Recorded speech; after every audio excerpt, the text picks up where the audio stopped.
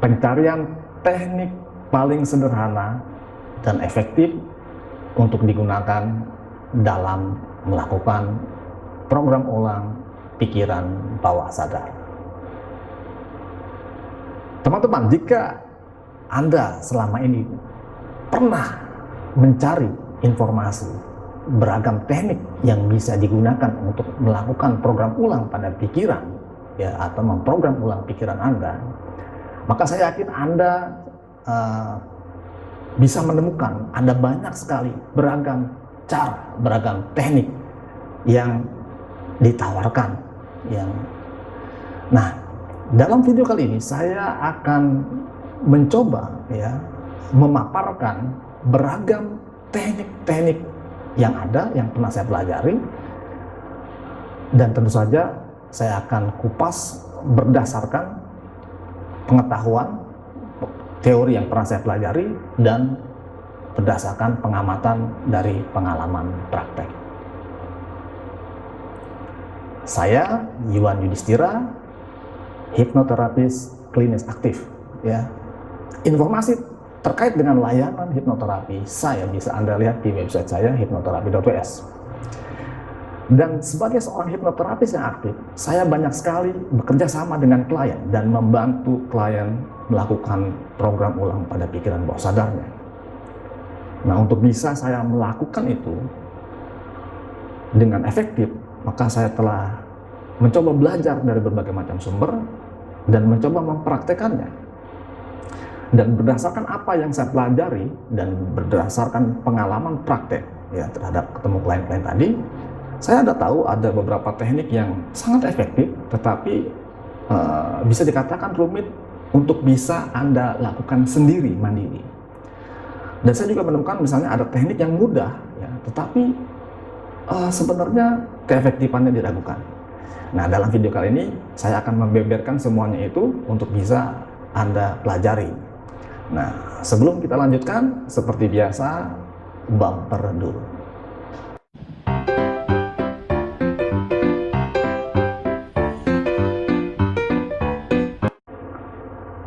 Jadi dalam video ini Anda akan belajar pertama apa itu program pikiran bawah sadar, ya, itu yang pertama. Kemudian yang kedua, kapan atau apa alasan ketika Anda ingin melakukan program ulang pada pikiran bawah sadar Anda. Nah, kemudian yang ketiga, teknik apa saja yang bisa Anda gunakan untuk melakukan pemrograman ulang pada pikiran bawah sadar.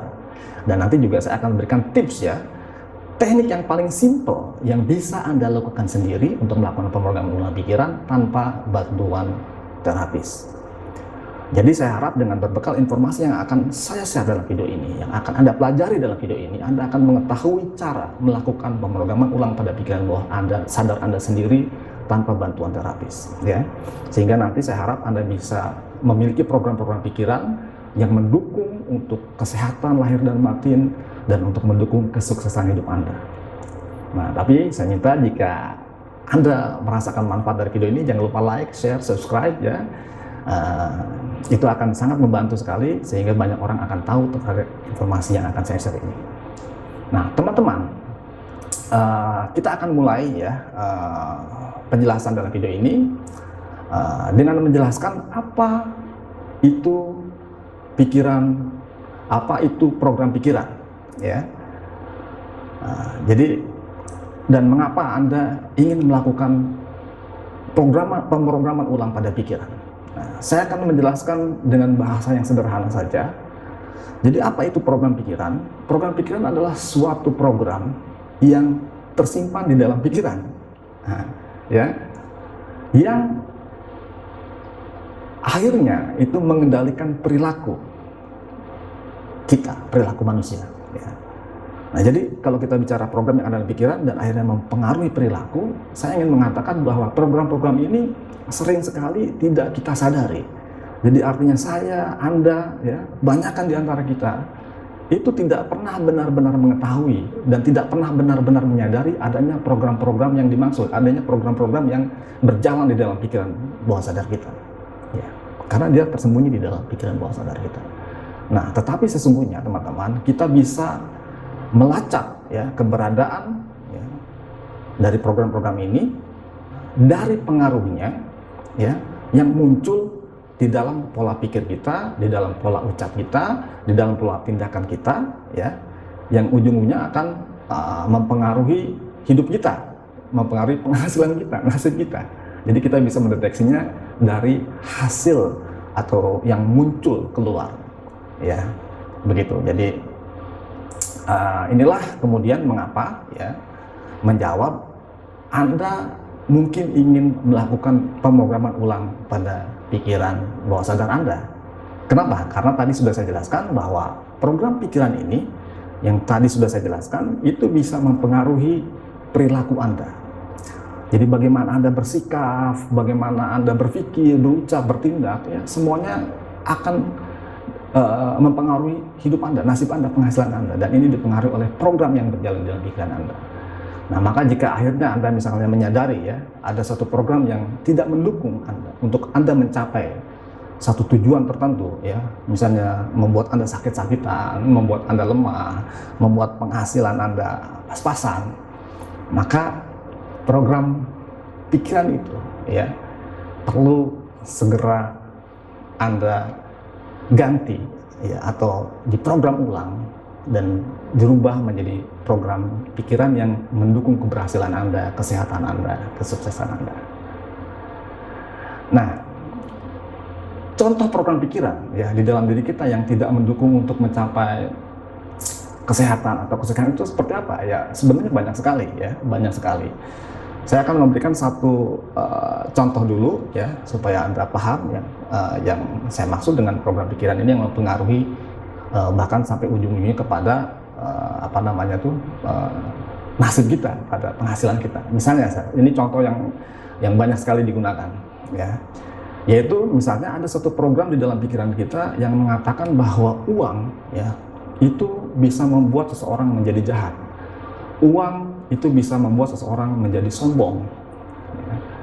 Nah, informasi itu yang tertanam dan menjadi program pikiran ini akan membuat seseorang yang dimasukinya atau dipengaruhinya itu bisa mengalami terhalang untuk bisa mendapatkan atau mengumpulkan uang dalam jumlah yang diimpikannya, ya, karena ada program yang berjalan, ya, di background pikiran bawah sadar Anda, misalnya, kalau itu berjalan, sehingga seberapapun Anda berupaya untuk mengumpulkan uang itu selalu ada caranya uang itu selalu habis, selalu ada caranya uang itu tidak bisa Anda kumpulkan sesuai dengan apa yang Anda harapkan. Nah, pertanyaannya sekarang adalah bagaimana Anda bisa mendapatkan program tersebut dan terinstal di dalam pikiran Anda? Itu kan pertanyaannya. Bagaimana caranya? Nah, teman-teman, program-program tersebut dan kebanyakan program-program yang ada di dalam pikiran bawah sadar ini itu kita pelajari dari lingkungan kita saat kita mulai hidup, ya, mulai terlahir, mulai dari bayi dan terus tumbuh hingga dewasa. Jadi kita mendapatkannya dari lingkungan kita, ya. Bahkan ketika kita usia sebelum 12 tahun itu pikiran bawah sadar kita, critical factor kita tuh belum terbentuk sempurna, sehingga apapun yang kita lihat, kita rasakan, kita alami itu benar-benar masuk ke dalam pikiran bawah sadar kita. Gitu, ya. Itulah bagaimana sampai program-program itu terinstal di dalam diri kita. Nah, sekarang akhirnya kita akan tahu, ya, jika akhirnya Anda kemudian menemukan, ya, dan menyadari, ya, di dalam hidup Anda ada satu program yang menghambat Anda untuk mencapai tujuan tertentu, misalkan kesuksesan, kesehatan, dan Anda tahu bahwa program itu harus diganti, harus diprogram ulang, ya, sehingga semuanya mendukung pencapaian keberhasilan yang Anda inginkan, yang Anda cita-citakan. Nah, pertanyaan berikutnya yang muncul adalah bagaimana caranya? Nah, baik, kita akan mulai masuk ke topik berikutnya, bagaimana caranya. Bagaimana caranya, ya, sebuah kesan, sebuah pesan, sebuah sugesti itu bisa masuk ke dalam pikiran bawah sadar seseorang dan berubah menjadi program dan kemudian dijalankan. Nah, saya akan menjelaskan ini, ya, biar Anda lebih paham ini, tidak menggunakan suatu teori tapi menggunakan contoh ilustrasi sederhana ya, sehingga saya harap dengan ketika saya memberikan ilustrasi ini Anda bisa Anda pahami dengan lebih baik, begitu ya. Saya akan berikan ilustrasi kepada Anda ya, bagaimana informasi, kesan, pesan masuk itu dan membentuk suatu program di dalam diri Anda. Nah, perhatikan ilustrasi pertama yang saya berikan kepada Anda ya. Jadi begini, dalam ilustrasi pertama saya akan berikan, misalnya ya, Anda ya, atau ada seseorang ya yang mengalami bencana ya, anggaplah misalkan gempa bumi, tsunami, atau misalnya Anda pernah mengalami suatu penganiayaan ketika sekolah, atau Anda pernah mengalami suatu pembulian. Nah, Anda tahu bahwa kejadian-kejadian tadi, bencana, pembulian dan sebagainya itu bisa membuat Anda atau siapapun itu orangnya yang mengalami tadi itu mengalami suatu gangguan trauma ya, yang berkepanjangan terus-menerus sepanjang hidupnya sampai traumanya dibereskan. Nah, ilustrasi kedua saya berikan kepada Anda. Misalnya ya, ada sepasang kekasih ya. Ada satu momen yang mereka alami yang begitu indah sehingga memunculkan sensasi kasih sayang yang sangat mendalam. Ya, momen yang sangat begitu indah dan memunculkan sensasi yang mendalam ini bisa membuat kedua pasangan ini jatuh cinta, dan cinta kasihnya itu bisa berlangsung hingga akhir hayat. Nah, teman-teman, dari kedua ilustrasi yang tadi barusan saya berikan ya, adalah kejadian-kejadian alamiah ya, tetapi ternyata berakibat pada suatu terbentuknya program di dalam pikiran bawah sadar dengan sangat kuat ya. Nah, ada komponen apakah dari kedua contoh ilustrasi tadi ya, sehingga begitu kuatnya membentuk program di pikiran bawah sadar? Jawabannya adalah pada kedua ilustrasi tadi itu melibatkan emosi yang intens. Nah ya, jadi kedua tadi melibatkan emosi yang intens. Pada ilustrasi pertama emosinya kesedihan, rasa pedih yang mendalam, duka ya, sehingga menimbulkan traumatic event yang berkepanjangan sampai akhir hayat. Pada ilustrasi kedua emosinya adalah rasa kasih yang mendalam sehingga memunculkan cinta kasih sampai akhir hayat juga. Nah, jadi teman-teman ya, sebuah kejadian ya, sebuah pesan, sebuah kesan, sebuah informasi yang masuk ke dalam pikiran dengan emosi yang intens itu bisa membentuk, bisa menciptakan satu program pikiran yang sangat kuat dan bertahan lama di dalam pikiran bawah sadar kita. Nah, jadi ini ilmu ya, ya. Jadi jika Anda ingin ya melakukan pemrograman ulang pada pikiran sehingga tertanam kuat di dalam pikiran bawah sadar Anda, pastikan teknik apapun yang Anda pilih tadi melibatkan emosi yang intens. Karena ketika dia melibatkan emosi yang intens, dia bisa menjadi sangat kuat tertanam dan menjadi program yang dijalankan. Oke, saya lanjutkan dengan ilustrasi berikutnya ya. Misalnya sebut saja Budi ya. Jadi Budi ya, ketika semasa kecil itu sering dipanggil oleh lingkungannya, keluarganya dengan satu julukan yang tidak baik, misalkan panggilan si hitam. Nah, mungkin karena kulit si Budi memang berbeda dengan kulit anggota keluarga yang lain. Nah, sehingga saat itu lingkungan ketika memanggil Budi dengan julukan si hitam, sebenarnya si Budi sih biasa saja, tidak kayak marah, tidak terlihat seperti suka juga, seperti datar-datar saja. Nah, ternyata ya belakangan akhirnya diketahui bahwa panggilan atau julukan si hitam ini telah menciptakan satu program di dalam pikiran bawah sadarnya si Budi ini, sehingga mempengaruhi si Budi menjadi seorang yang rendah diri, tidak pedean, bahkan dia sulit untuk bisa mengeluarkan pendapatnya sepanjang hidupnya sampai dia dewasa ya. Nah, jadi dalam ilustrasi yang tadi ya, kita tidak melihat adanya emosi intens yang terlibat, Karena ketika dipanggil si hitam, si Budi biasa saja sebenarnya, tidak nangis, tidak apa, biasa saja.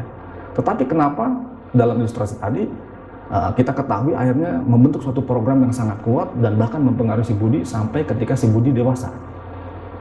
Nah, ini apa namanya ilmu berikutnya ya. Jadi teman-teman, karena ya kita tahu panggilan si hitam tadi kepada si Budi itu dilakukan berulang-ulang, yang berlangsung terus dan dilakukan oleh banyak orang di lingkungannya ketika semenjak si Budi kecil. Nah, sehingga kesan hitam ya yang diartikan berbeda oleh si pikiran bawah sadar si Budi ini dan diartikan lebih buruk dari yang lain, itu membuat si Budi mengalami ketidakpercayaan diri yang sangat parah ya. Nah, ini ilmu kedua ya yang bisa Anda catat. Jadi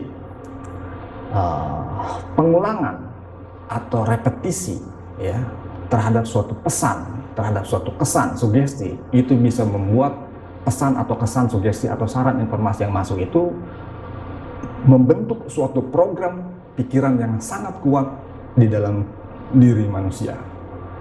Ya, ketika repetisi itu diulang-ulang pesannya, kesannya, ya, maka dia akan membentuk suatu program yang sangat kuat. Dua ya. Oke, kita lanjut. Saya akan berikan ilustrasi berikutnya ya. Jadi ilustrasi ini menarik ya.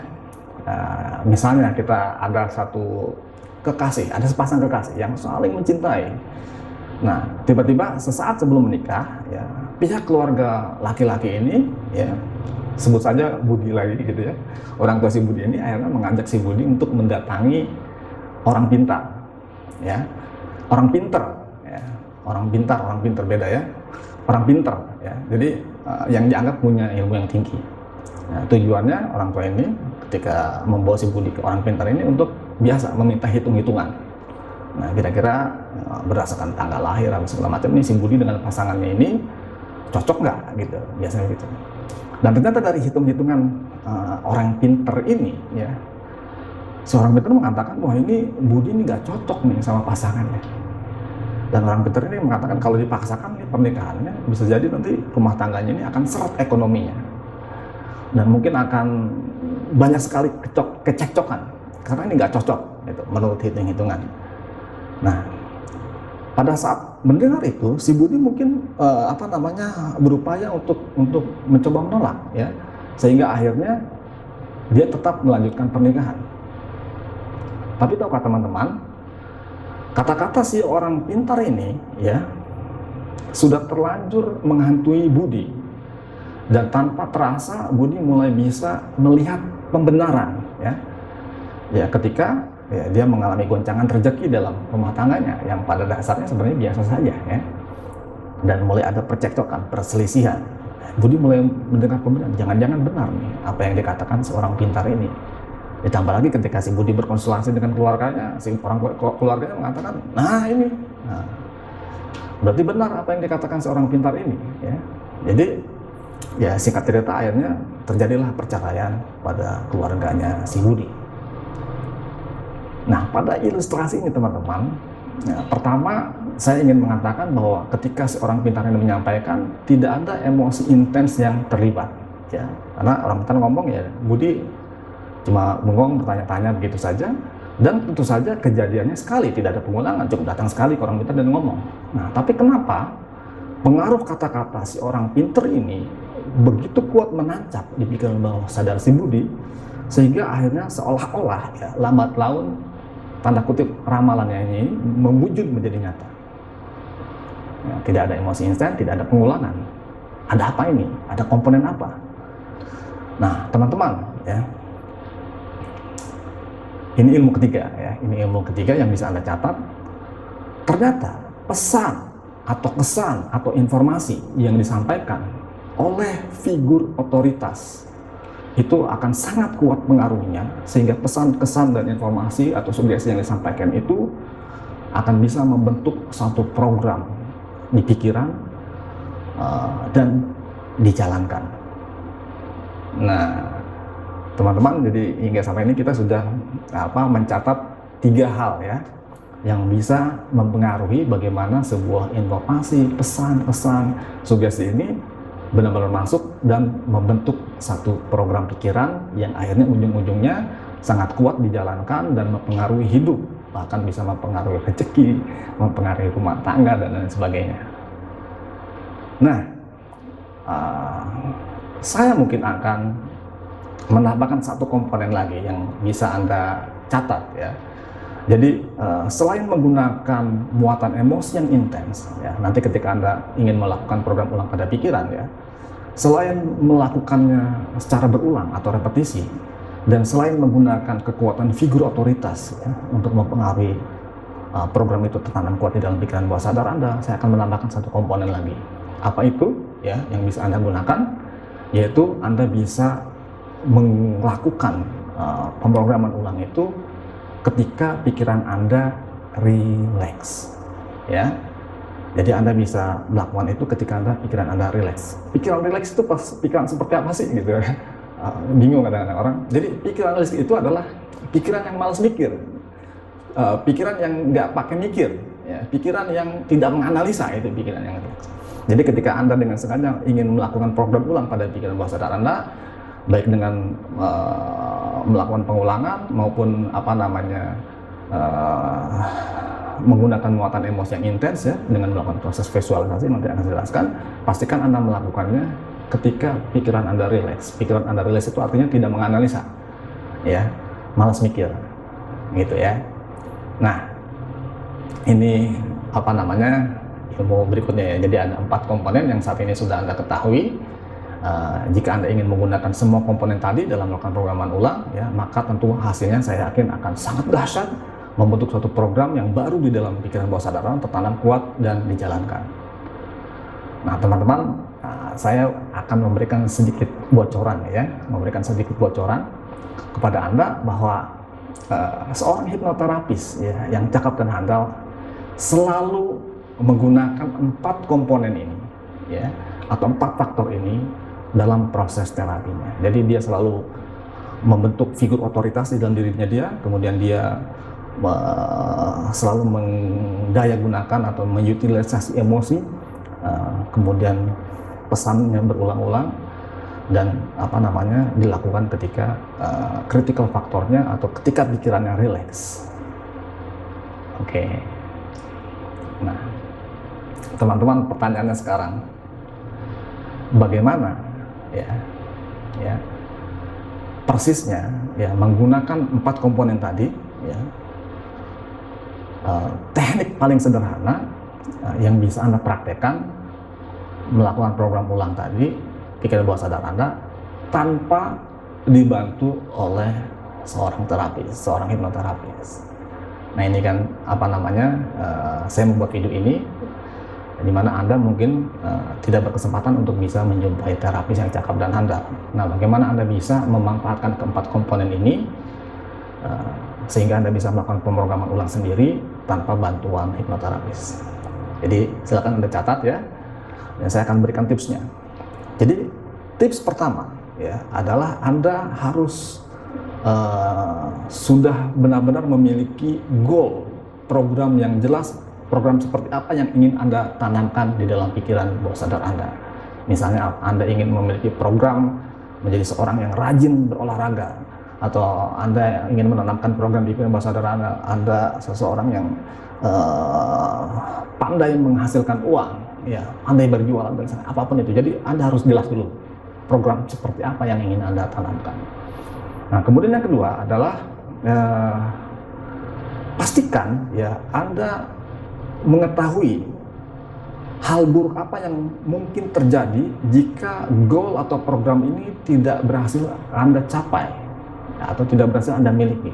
Jadi paling tidak 5 hal buruk apa yang mungkin bisa Anda alami kalau ini gagal. Dan kemudian Anda juga harus tahu hal positif apa, benefit apa yang bisa Anda dapatkan jika program ini berhasil ya, dan Anda mencapai goal tersebut. Nah, jadi 5 hal buruk dan 5 hal positif Anda tahu, dan semuanya Anda tulis dalam selembar kertas begitu.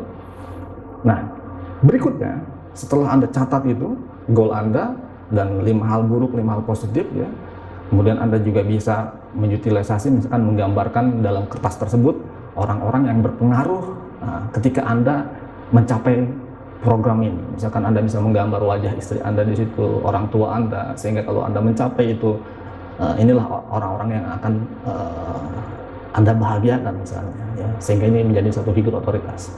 Nah, kemudian setelah itu, setelah Anda membuat kertasnya, ya, Anda tulis di sana semua, setiap hari, ya, saya katakan paling tidak 1 kali sehari, atau jika perlu 2 kali sehari, Anda lakukan pagi saat Anda bangun tidur, ataupun malam saat menjelang Anda mau tidur.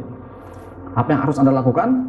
Anda lihat kertas itu, catatan itu, dan kemudian Anda bayangkan seolah-olah Anda sudah mencapai target yang Anda tulis di dalam kertas itu. Bayangkan sedemikian rupa, sehingga seolah-olah Anda bisa merasakan, ya, esensi, perasaan, emosi, energi positif ketika Anda mencapai itu, padahal belum. Jadi Anda lihat, bayangkan seolah seperti Anda sudah mencapainya, bayangkan sampai sedemikian rupa Anda bisa merasakan sensasi energi dan emosinya. Nah, setelah itu cukup 1 menit, 2 menit, cukup paling banyak 5 menit. Kemudian Anda akhiri, ya, dengan bertanya kepada diri Anda sendiri satu pertanyaan ini. Apa yang harus saya lakukan hari ini, atau apa yang harus saya lakukan esok hari, sehingga program ini bisa berjalan, sehingga goal ini bisa tercapai. Nah, nanti akan ada jawaban, wah, gua akan lakukan ini. Kemudian Anda lakukan. Nah, Anda harus melakukan tadi, beberapa tadi itu, terus menerus berulang-ulang, paling tidak 14 hari atau 21 hari tanpa terputus, sehingga ini menjadi suatu kebiasaan yang tidak terputus. Nah, tindakan tersebut yang diulang-ulang, ya, terus menerus ini akan membentuk suatu kebiasaan, membentuk suatu program yang Anda inginkan. Itulah cara yang paling sederhana. Tanpa bantuan terapis, Anda bisa melakukannya sendiri, ya. Dan saya yakin ketika Anda mengikuti tips yang saya ajarkan ini, akan terbentuk suatu program yang sangat kuat di dalam pikiran Anda dan dijalankan.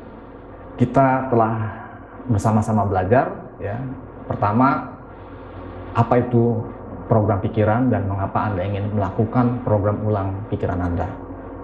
Kemudian kedua, tadi kita juga telah sama-sama belajar, ya, bagaimana membuat program pikiran, bagaimana melakukan pemrograman ulang pada pikiran bawah sadar.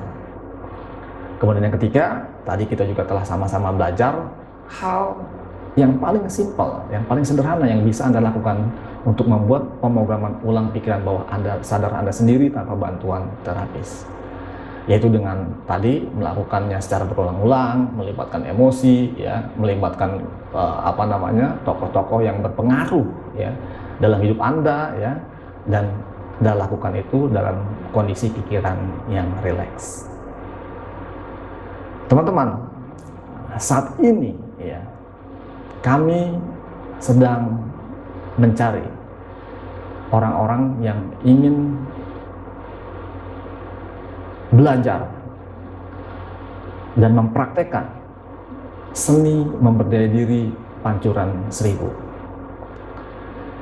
Dalam seni memberdaya Pancuran 1000 ini, ya, kami mengajarkan, ya, selain bagaimana Anda bisa melakukan pemrograman ulang pada pikiran bawah sadar Anda, tetapi juga sekaligus bagaimana Anda bisa memproteksi diri dari kampanye pemrograman pikiran yang dilakukan secara massal oleh iklan maupun propaganda yang dilakukan oleh korporasi maupun entitas politik tertentu, sehingga Anda kebal, ya, Anda menyadari, oh, ini sedang dilakukan sesuatu yang bisa jadi tidak memberdayakan diri Anda. Nah, seni memberdaya diri Pancuran 1000 ini adalah sebuah keilmuan yang kami coba sarikan dari berbagai macam sumber keilmuan, seperti keilmuan hipnosis, NLP, yoga, pranayama, ya, yang telah kami susun sedemikian rupa menjadi sesuatu yang sangat sederhana, tetapi ketika dipraktekkan sangat berdampak positif terhadap kesehatan tubuh fisik, mental, dan membawa kepada kesuksesan atau kesejahteraan. Jadi rencananya kami akan launching Januari tahun 2020, tapi saat ini kami telah membuka pembelajaran private baik online maupun offline, ya, dengan tentu saja investasi program yang sangat sederhana karena memang saat ini belum launching secara full, ya. Informasi terkait dengan seni memberdaya diri Pancuran 1000 ini Anda bisa lihat nanti di pancuran1000.com, linknya ada di deskripsi, teman-teman, ya. Baik, teman-teman, setiap minggunya saya akan mencoba komit untuk membuat satu konten video seputar pemberdayaan diri, seputar motivasi, dan seputar informasi terkait dengan hipnoterapi. Jadi jika Anda ingin mendapatkan notifikasi saat saya mengupload video baru berikutnya, pastikan Anda subscribe, ya, dan nyalakan loncengnya. Oke, saya Yuan Yudhistira, senang sekali bisa menyapa Anda. Sampai bertemu kembali dalam video-video berikutnya.